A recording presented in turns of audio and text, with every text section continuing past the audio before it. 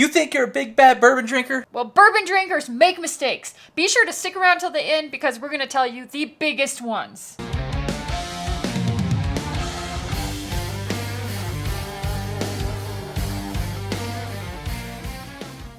All right, the first mistake on the list, which we've got 8 by the way, the first mistake on the list is telling others how they can drink their bourbon or can't drink their bourbon. Yeah, if you want to drink it with ice or water or Coke, Mountain Dew, or I don't know what else you want to throw in your whiskey, drink it however you want. It's your whiskey. It's your whiskey. Drink it how you want. And you shouldn't judge other people for how they're drinking it because it's their stuff. Which actually leads us into the second point on the list. It does.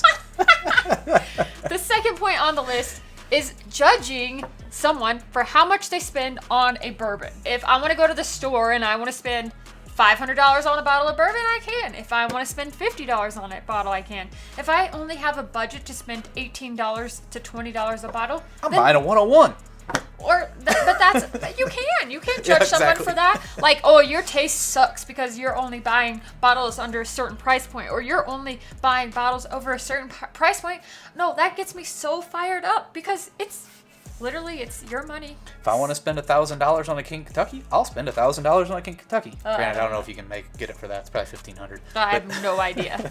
But the point of it is like, don't judge other people. Do you want someone to judge you for how much you're spending on your whiskey? Mm-hmm. No, you don't. Back to the golden rule. Treat others how you want to be treated. It's not that hard. All right. Well, that's a perfect segue into item number 3. It's telling someone they're wrong for liking a certain whiskey. Judging again. So it's again, judging again. Yeah. Like, if I only like Wild Turkey 101, then you know what? That's what I like. And that's my prerogative because that's my palate and I can like what I like. And if I only like Jack Daniels and drink Jack Daniels all the time, which I don't, but if I were that way, and you don't like that because you had a bad experience in college with it or something, that's your issue, not mine. And I can drink whatever I want.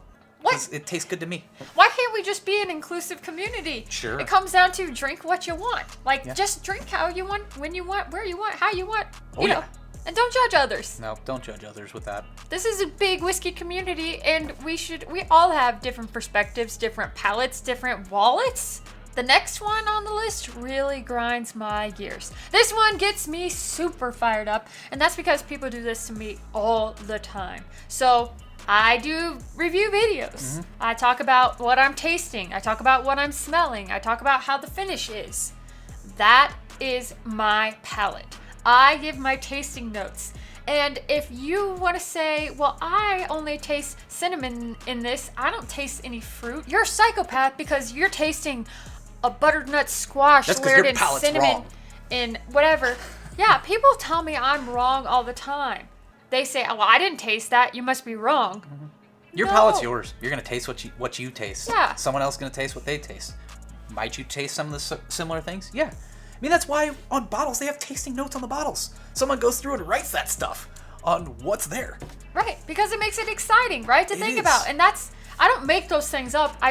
Most of my notes that I taste actually come from memories and experiences and things in my life. So my experiences in my life growing up in rural Missouri are probably a little bit different than yours. And that's okay because that's who I am and that's what I taste.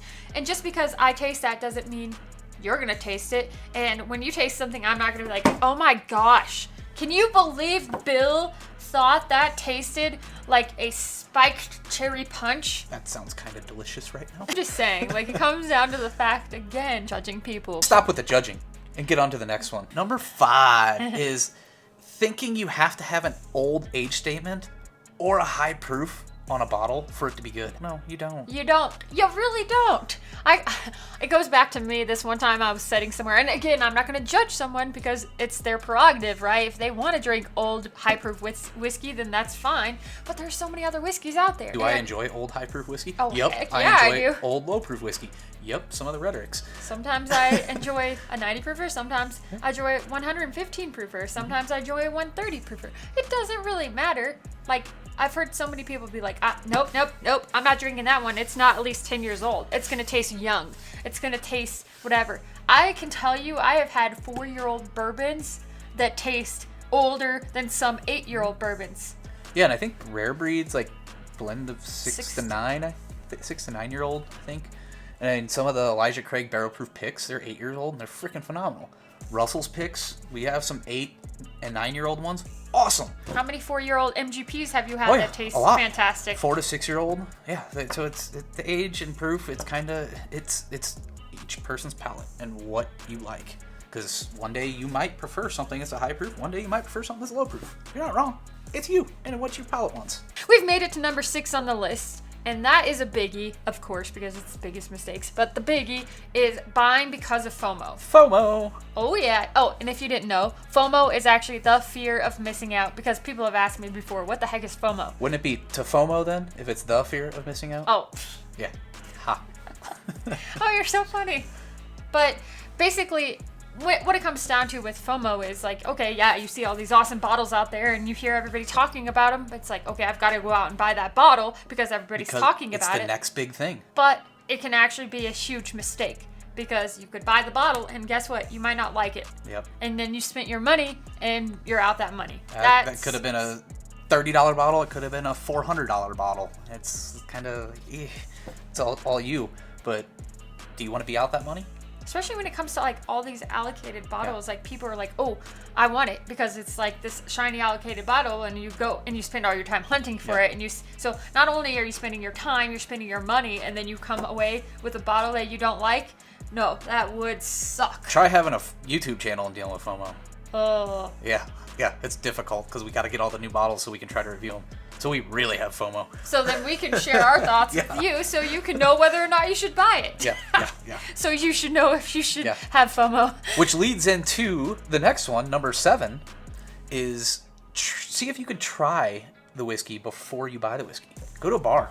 That way you don't have to go spend that $100, $200, $300 on a bottle. You can go get a $30, $40 pour. And if you don't like it, you only spent $30, $40 on it. Not $2, $3, $4, whatever, $100 on that bottle. Or even $100, whatever it is. Like getting a pour of it before you waste your money. Or, it might make a good investment, whatever it is. Go to a local bar. I know some people out there don't have a bar they can go get a pour at. Like, that just isn't, that's why a lot of people watch YouTube reviews. Because they want to know, okay, is this worth my money? What do you think it tastes like? Find someone who has a taste profile like you, and then match that profile and be like, okay, I know Dara likes it, so I think I would like it. Or, and we've gone to bars a lot to get pours before we buy a bottle. And I think the last one I remember, it's actually probably been a little bit before we've done that, but I know we did that with the last Octomore series. Oh, yeah, we did. The 13s. We went to a bar, tried 13, 1, 2, and 3. I was like, didn't. So we ended up spending, I don't know, $60 on the pours, but saved the money and not buying the bottles. Saved us like, what, $900 technically? Well, if we would have bought all 3, yeah. But I will be doing that with the Octomore 14s. So. I can't wait to try those. Yeah. But that's Scotch, not bourbon. All right, before we move on to our last one, I have something very important to tell you, and that is be sure to hit that subscribe button, leave us a comment, hit the like button, and hit that little bell thing. Ding! Ding! Oh yeah, it'll tell you when we're live. Yep. And also, if you're curious about becoming a patron of the channel, you want to help support us, we would be forever grateful. We have an awesome Patreon community. You can do that. You can go find it at Patreon at The Average Drinker. And we have an awesome Discord community too, which is part of Patreon. So be sure to check that out. Now let's get back to business. So what's the last one? The last one on the list is one we've probably all fallen into the trap of before. One way or another. Oh god. Buying a bottle because it looks cool. It has awesome marketing. Oh yeah. Buttons. It has awesome marketing. It's a celebrity whiskey. Yep. Something cool, something schwanky, different about it.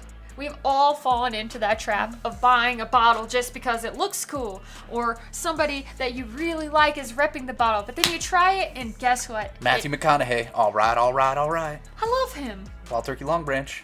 I don't know if they make that anymore, but celebrity. Yeah, it's a celebrity. Metallica Blackened. Granted, some of those are all right. Brad Paisley, American Highway. Yeah, some of them are good. Yeah, some of them are good. Some of them are not. It happens sometimes. So that's one that sucks. Yeah, just don't be tricked into it. That kind of goes back into point 7. If you are going to get tricked into it, go try it at a bar beforehand. Yep. Or see if one of your friends has it that could share a sample of it. Yep. So basically what this list comes down to in a nutshell, if you want like the 10-second recap, is buy your whiskey, spend whatever you want to spend on it. Drink it how you want it, and enjoy it. Share it with others. Yep. And don't judge other people. Don't Don't judge other people. That's it. That's it. That's the video. That's the video. All right. Well, thank you guys so much for watching. We hope you have a wonderful day. I'm Dara. That's Bill. I'm Bill. And we'll see you guys next time.